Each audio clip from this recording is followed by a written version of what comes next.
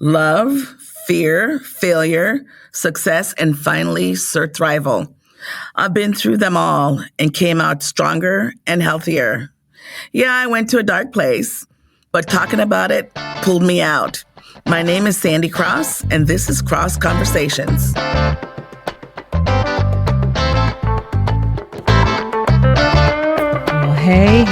Hey, we are back for another conversation with Cross Conversations. I'm Shantae Says, and hey, Sandy. Hey, Shantae. You know that voice. When you do that voice, stop that. Yes, I was told my voice is soft and clear, which this is going to be an interesting conversation today. And it's sultry. Sure is. Let's not forget about sultry, baby. Yes, and we are happy to have a returning guest that clearly we didn't scare him off the last time we talked, so that's good. That's good. We got Edouard. Yes, Did you pronounce it right? Thank you for having me. Thank you for having me. Okay, all right. I'm just making sure, you got to have the little French twist to it. He told me not to overdo it with the spelling, and he phonetically. Oh, yeah. I was saying ignore the spelling and just think like EDWA, those four letters. There you go. Easy enough. EDW. Oh. Yeah. There we go. I'm going to start doing that too. Phonetically. Exactly. Phonetically. So, I read my notes. Forget about putting that Jamaican accent on it. Edouard. Don't do that. So look, let's do this. I read my notes and I told you. Why are you rubbing your face? Why are you rubbing your face? Because I told you that this topic that we're talking about today, Berkeley and Jensen's. Should I not say? Take that back. I'm sorry. Okay, so. Oh, I thought we were talking about the store. Oh, we're really talking about BJ's? Yes, we are. So this is so cute to see you guys giggly like I know. So I girls. told you though in this topic, I'm just going to be here for support and I'm just going to listen and ask questions and stuff. Oh, so you have nothing to add to the conversation. Okay, so let's kick it off. Why do you want to talk about this? Well, good start. Good start. The reason why I want to talk about it is because of the way you're acting. No, on all serious note, I have most of my life been around, this is going to sound so bad, but it's not meant to sound bad. I'm just going to, this is about my life and my experiences. So this is how I'm going to come from that direction. It's always been such a little taboo thing, like, oh my God, BJ's. And we all know what BJ's stand for. We don't have to get into announcing and blah, blah, blah, but it's so taboo and I don't understand why. And in growing up from, when you started getting active to, which is all the little boys wanted. All they wanted to get that, right? And then ladies, I don't think we really get into it until we're maybe in college or unless you're seriously sexual active at 15, 16, no shaming. But once you get into college and you start experimenting and whether it's a boy, a girl or whatever, I think that's when women start really getting into the power of it. At least that's when I did. And realizing that it's not really fair because men want to get it, but they don't want to give it. Oh.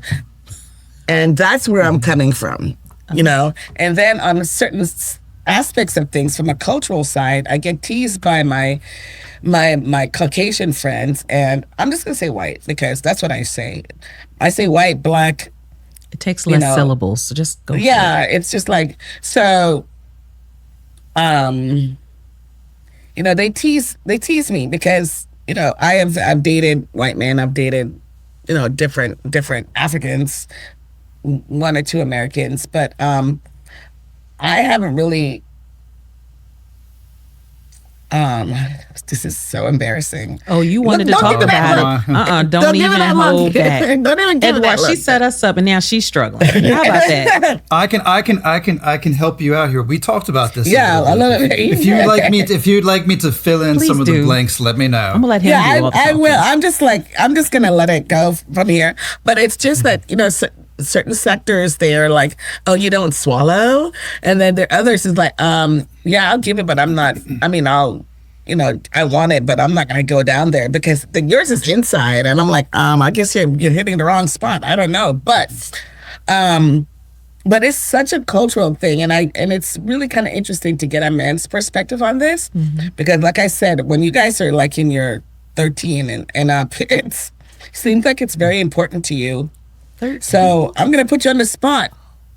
So why don't you think it's necessary? And I'm not saying you, but why is it that men think it's not necessary? Especially, I'm going to say it, don't yell at me, but Black men, for the most part, I have noticed they don't really participate as much unless they're, I'm giving you my history.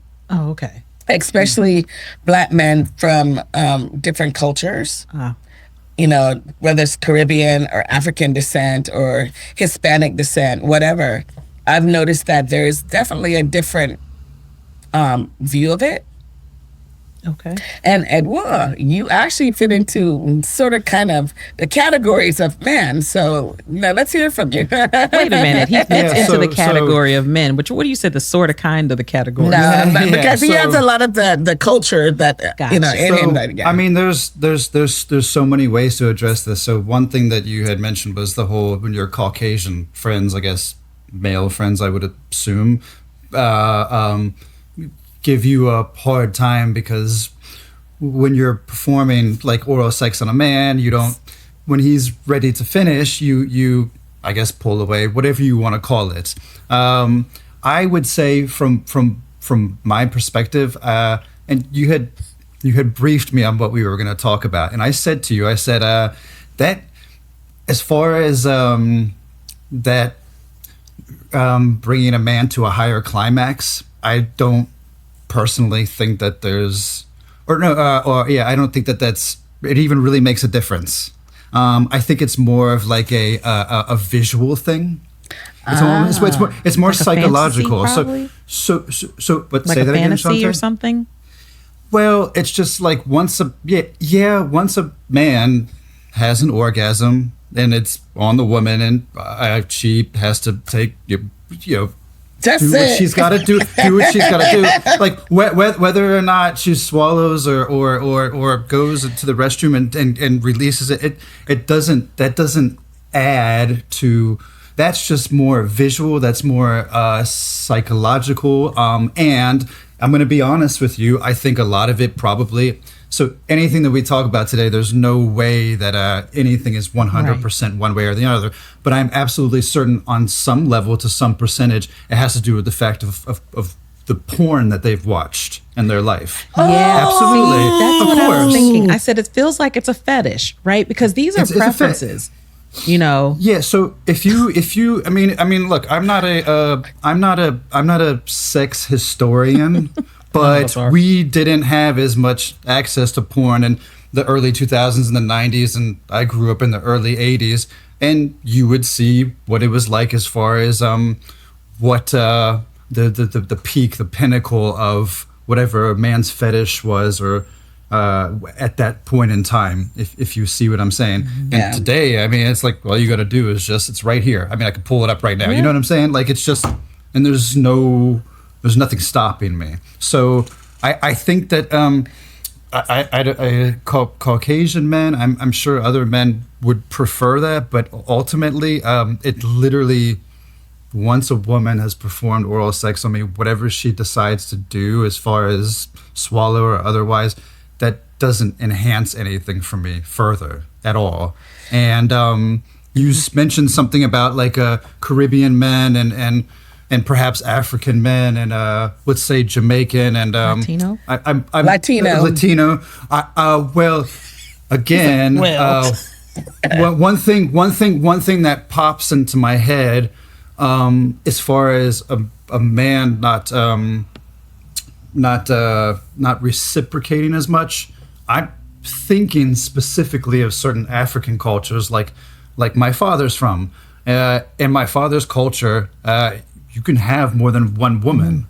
You can have more than one wife. So obviously in that type of a culture, and this is not just in Africa, it's right, in other I agree. cultures as it's well. Here too. So it's like, Yeah. It's culturally set up in such a way where it's like, I'm up here and I'm the receiver. You're attending to me. That's why I get to have 5 wives or whatever the number is. So I'm certain that it plays into it on some level, somewhere, even if it was in the family tree and the next generation was born in this country and they might have one girlfriend or one wife. It's just kind of like it's a psychological type of thing that just passes down. That's one way of looking at it. One. Well, you said a couple of things that really hit note with me. One, I didn't think about it from the porn perspective, like, little boys, and I'm sure little girls too, but little boys, they or men, actually, not even so much little boys, but men, the porn thing does come into play, and I never even thought about that. And two, you said you're assuming it's mostly men. It is women. It's like a badge of honor for women. Certain women, where they're like, yes, I swallowed, or you spit it out. That's protein. Like all sort of jokes, and or oh, you didn't get your pearl necklace. No, it's just a bunch of stuff that's really. I have never heard that term in my life. I've heard it before. I've been on this planet almost 42 years, never heard that, but I know exactly what that means. I can see it now. I guess I find it kind of funny though. Like, is the act taboo, or just talking about it? Because it's like, I feel like these conversations are so private. Like your preference in the type of jewelry that you get, that's your business. Like I don't know why people feel so open and comfortable talking about it. Because to me, it's like, this is your preference, whatever.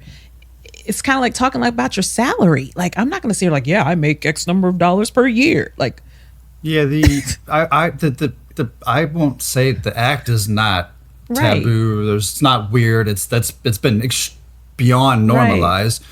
Talking about it, you see that there's we're all still trying to find our footing here. Right. We're trying to become comfortable with one another. This is it's people aren't as comfortable talking about this, but then I think honestly, if we're trying to put jokes aside and put apprehension aside, I do understand why Sandy mentioned this subject to me. And when she mentioned it to me, we weren't uncomfortable. I was very frank, and I said, "Hey, that's a fair thing, especially with regards to, again, there's no way that I have exact numbers. I can't measure it, but I would agree that generally speaking, as far as oral sex is concerned, women perform it for man, boyfriend, husband, whatever, one night fling, whatever the scenario, much more often than a man does for women, for a woman or women, absolutely. And I think it's a fair question to ask, and I have some ideas as to why that may be. And I could she's recalling it now, and some of the things that I mentioned, and I'll be happy to. I'll give her the floor. You can, because I have some things say, hey, it's. Yeah, go ahead. Well, before you hit up what you're going to hit up, because I know what you're going to talk about. Yeah. It really goes to a position where, I have sets of friends, right? And in certain sets of friends, there's certain conversations we don't really talk about a lot, honestly. And in other sets of friends, it's anything goes. And sometimes the things I hear, I am so like, oh my God. And it's again, don't pretend that you don't. I'm like, I don't. This is all new to me. This is interesting. So there's certain groups of people or friendships or whatever, that they're very open. And they very much talk about it. And it's very much women. Women are the ones that talk dirtier than men. I am here to tell you, we could have some dirty talk. And when we do, some people are just really graphic. And there's some people who, that they're kind of like, whoa, no, or what? And I'm kind of like in the middle with some of this, because it's like, I just don't think it's fair. That's my whole declaration. I just don't think it's fair. But again, I'm basing that on my experience. And my last partner, I never had any complaints with it. But there's also a flip side of that where there's some people that's all they do. And even though it feels good, even though it's great, even though it's so powerful, actually, to be able to do that to a man or a woman, it really is empowering to me. It's also not a substitution for sex. And a lot of times, I think certain people will say, okay, well, you finished, I'm finished, so it's finished. Right. You're like, that's just the appetizer. Where's the main course? For real, that's just foreplay. What do you mean? Yeah, where's the appetizer? Well, yeah, and then the other thing that I think is, again, when you brought this subject up to me, the reason why I genuinely respect it and think it's fair and that there is a major imbalance is because I'm obviously not a woman, but I'm quite confident in that in order for a woman to have an orgasm, it's not always what's happening on the outside. Or excuse me, on the inside, it's what's happening on the outside.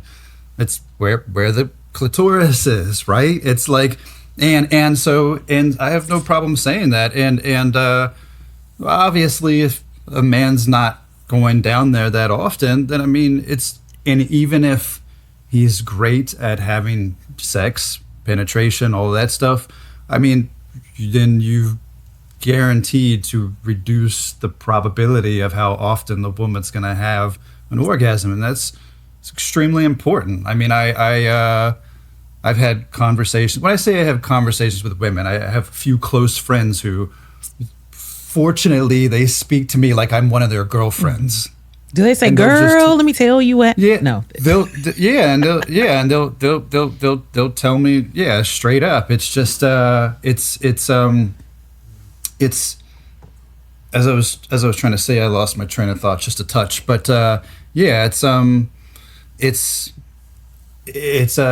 much more about what goes on the outside, and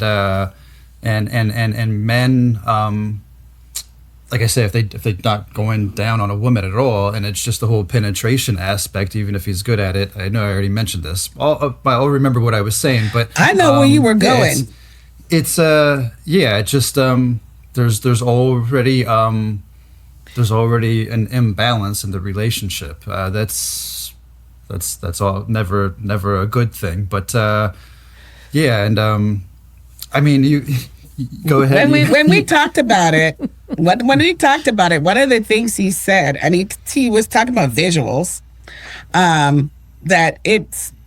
And I you know, this is going to be. Well, that's a good point. No, it's visual, and there's also, let's just say, I personally am a believer that you should be showering before.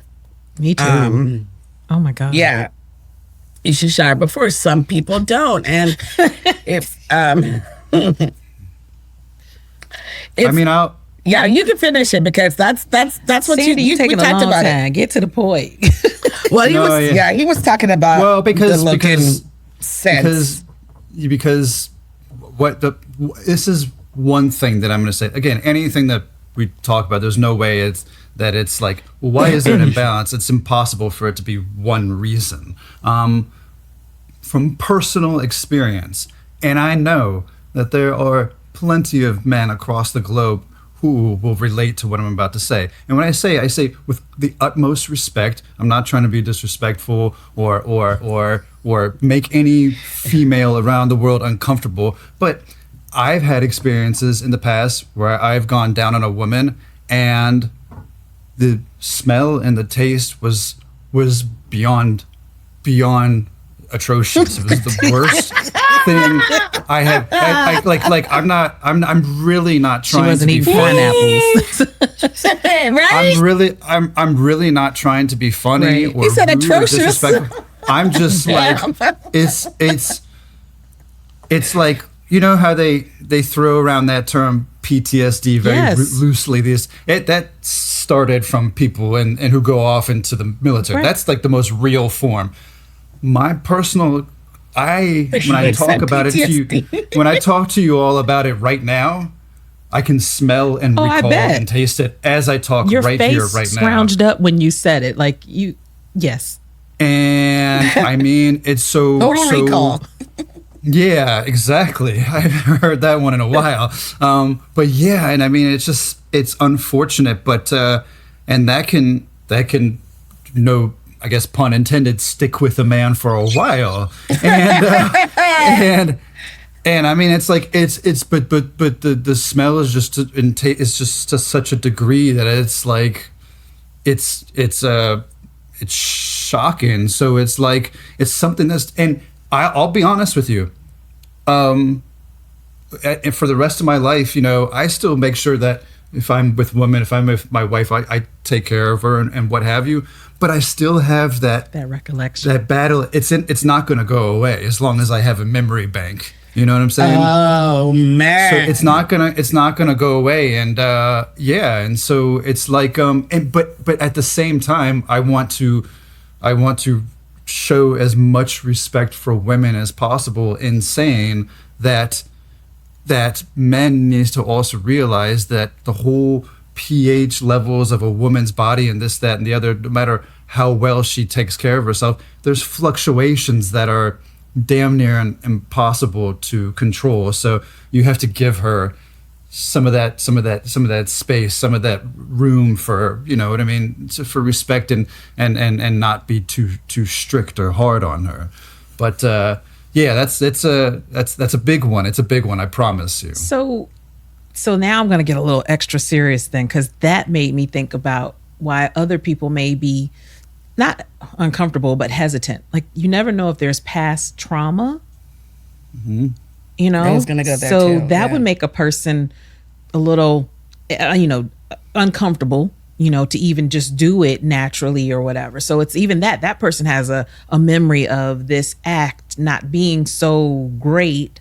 And it's like, oh gosh, I need to do this again with my partner. But all I can think about is, when it happened and it wasn't so great. Yeah. So I actually. That's a great point, actually. Yeah. There was. I've had this conversation a few times with a close, very close female friend of mine. Like we talk, like there's no filter. There's no weirdness between us. I say what I say. She says what she says. And I've told her many times, with regards to oral sex and just with regards to oral sex, or just to how a woman's body looks, because but male and female bodies fluctuate morning, noon, and night. You wake up in the morning, you look in the mirror, you're a little puffy. That's not a negative thing. And then in the middle of the day, you look a certain way in the evening. But I said to her that for me, it's like, if I just see a woman taking care of herself, when I say taking care, you don't have to fit a certain mold. That's irrelevant. I see her taking care of herself. Okay, she's getting some water in her body. She's being mindful of the food that she's consuming. She's being, even the things that she's doing, that she's feeding her brain. Those things are really important to me, because then now that makes me more comfortable with what you are like on the inside, like literally on the inside. So it's like, then I have those ideas and thoughts and good feelings in my mind, and I know what they all amount to. So regardless of what exactly she looks like, or whether her pH is exactly 7 point whatever it's supposed to be, if I have that stuff in my head, then I'm way less hesitant. That sounds very mature. So I mean, I don't. It also sounds like you know your partner, right? If you know your partner, you trust your partner. He knows himself, though, like what and he knows likes. himself. Yeah. Well, it also comes from, as you know, I've been a personal trainer for like over 20 years, so I'm naturally inclined to think about these things. Right. Like whenever somebody's like, "Hey, you should drink some water," this, that, and the other, like they know it's good, but it's just like it's a very it's an empty suggestion, and we've heard it from day one. But like, I really understand and know the layers and depths, and have seen what somebody's like at the best of it, the worst of it, the middle, through a time span. So I really just can see it from that perspective. And so for me, like, all that stuff turns me on big time. Well, I don't want to turn you on, but I drink 120 ounces of water a day. I drink water all day. And that's why you're glowing. That's why your cheeks and skin are glowing. See it? Thank you. Yeah, I can see and it. those white teeth. Those white teeth. So, I'm sorry, I didn't mean to get carried away, but she had mentioned this to me, and I was like, look, I have some very respectful, honest thoughts on this. Let me find out. I can flirt with some water now. I'm like, look, man, I'm drinking water. Tell my husband. Yeah, but I'm gonna tell him that. Oh, It's a thing. oh, but yeah, no, I think something just popped back into my head. Men are, with regards to, remember when I mentioned porn? Yeah. I mentioned porn and why your Caucasian friends are just they're just being childish. Oh, why don't you swallow this? That shit. It doesn't matter. It doesn't matter for the man. So I should stop abusing myself about not doing that. No, it's visual. It's extremely visual. So again, men, we are. I mean, you all know that we're extremely visual when it comes to sex, when it comes to just all these things. So sometimes, and then again, let's just, if I'm going down the porn route avenue, again, when you watch porn, there's women out there, this is their job. They're using their bodies frequently. It's marketing. I don't need to. I don't. I mean, marketing. You all know this as well as I do. I mean, if you're frequently using your body like that, and depending on how you're taking care of it or not, I mean, it's like a vehicle. It's gonna start to wear down. You putting some mileage on that body. And so You can say that. And so there's times where it's like visually you could be watching. Okay, yeah, it's porn. It's this, that, and the other. But then you can see. You be like, this is vintage booty, because this has been Vintage booty. You can see the age on it. You can see, but you can also see the woman's vagina and whatnot, and you can and sometimes it's not always the most visually appealing thing by nature of what they're doing and their job. And so and if the man's watching porn, once a day, 3 times, whatever, 3 times a day, whatever he's doing, and he's got these images stored up in his mind, it's not always a very pretty image. Oh, wow. You see what I'm saying? So, well, you laughed when I said marketing, but I was thinking about the reference of, Edouard said, when people see porn, they thinking, oh, that's what they want to do. Think about it. You see TV and you see some hot cookies. You're like, I think I want some hot cookies. So it works the same way. You're watching porn and you're like, that looks like it looks like it felt good. Let me try that. So marketing. Oh, you're taking me down our sounds like an advertisement road to me.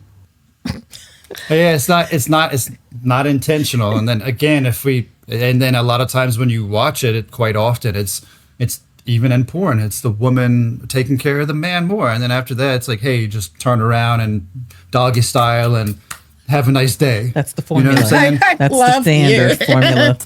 The standard formula. Well, I want the extra luxury package. So, yeah. Well, so you know what?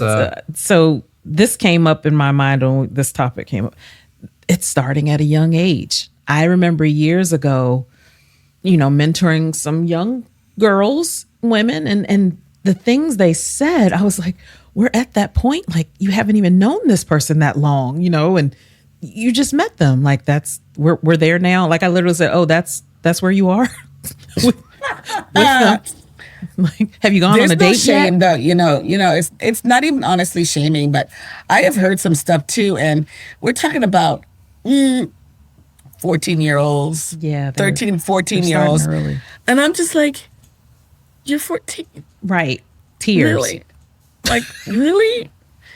Well, maybe that's good that you're not penetrating. That way you can't get pregnant. But so, Edouard, do you have daughters?